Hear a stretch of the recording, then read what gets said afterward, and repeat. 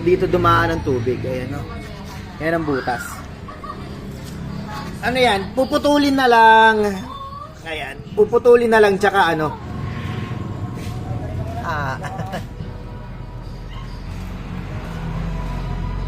Dito yan, boss. Napapasukan ng tubig doon. Nalulubog ka pa sa baha. Wala, nalalagyan talaga ako dun yun. Kailangan yung takpan. Hindi, may gagawa ng paraan yan. Hindi pwedeng hindi. Pasingawan yan. Pero dapat hindi ito mapasukan ng tubig. Eh, napapasukan ng tubig yan dyan. Eto, kaya yan, ano, tubig yan. Oo. Maganda niyan, boss. Kahit yung mumurahing gear oil lang, yun muna yung una mong ipasalin. Para mabanlawan yung loob. Paanda rin natin para mabanlawan yung loob. Tapos, i-dedrain, tsaka sasalinan ulit ng gear oil. Kasi nakakasira ng granay yan, tsaka bearing. Kailangan masimot sa loob yan. Tubig yan. Tubig yan na humalo sa ano po, sa gear oil. Ayan.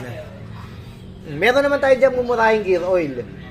Ngayon, isasalin muna yon, paanda rin natin. Tapos, tsaka ulit patatapunin. Tsaka bago ulit lalagyan. Para lang maubos yung ano. Tubig yan. Tubig nga. Oo. Naghalo yung tubig. Hindi na, ano yan, langis eh. Parang wala na kayo natagir. Parang tubig na lang yata lang. Ay, hindi. Meron pa naman. Kasi ano ayan. Malapot siya eh. Naghalo na lang talaga. Ganyan ba yung kulay ng ano? Ganyan ang kulay ng langis na nahaluan ng tubig. Parang gatas ka niya.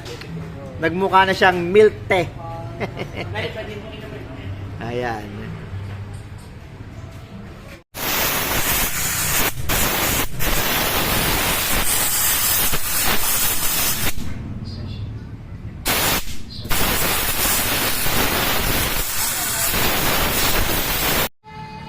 Ayan.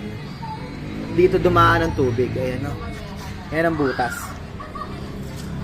Ano yan? Puputulin na lang.